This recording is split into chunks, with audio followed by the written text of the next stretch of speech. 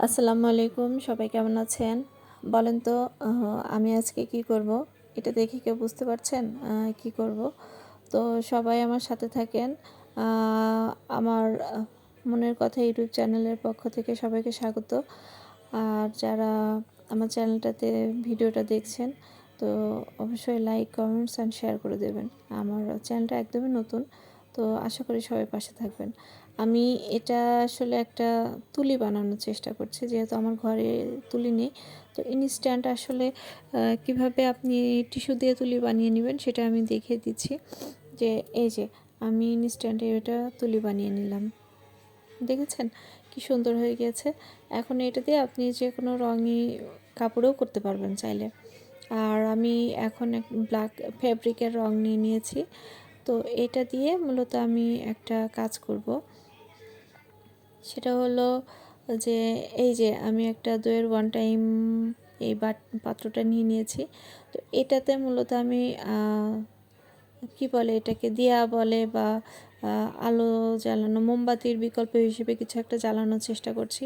তো এটা দেখতে কেমন যেন লাগছিল খালি খালি। তো আমি এটা শুকিয়ে নিয়েছিলাম, যে মাটি যেহেতু শুকিয়ে নিই, তো তারপরেও ভালো লাগছিল না। তো ভাবলাম যে একটু রং করে দিই, তাহলে দেখতে ভালো লাগবে। তো এই যে ওই যে আমি তুলিটা বানালাম টিস্যু দিয়ে, ওটা দিয়ে কিন্তু আমি রং করছি, দেখেছেন কি সুন্দর রং হচ্ছে।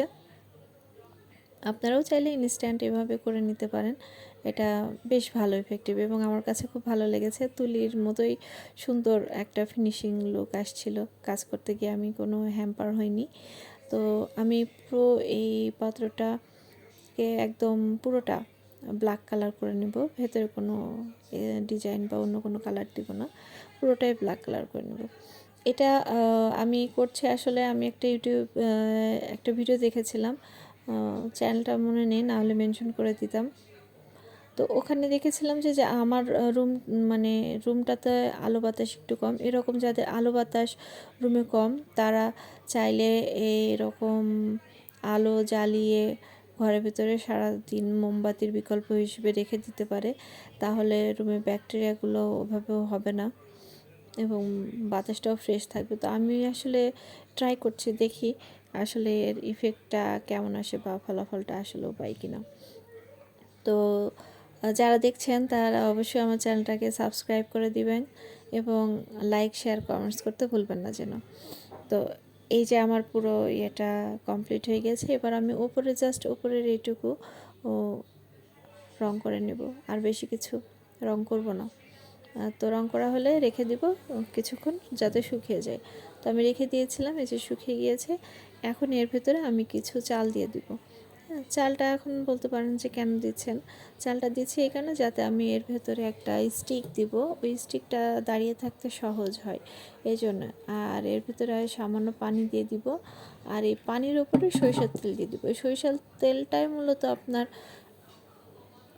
কটনগুলোকে সরষের তেলটা টেনে নিয়ে ওটা হচ্ছে আলো জ্বালাতে সাহায্য করবে, ঠিক মোমবাতির মতো। বা আমাদের দেশে ছোটোবেলায় যে আমরা দেখেছি না বাতি কুপি জ্বলতো, সেই কুপিগুলোর মতো করে।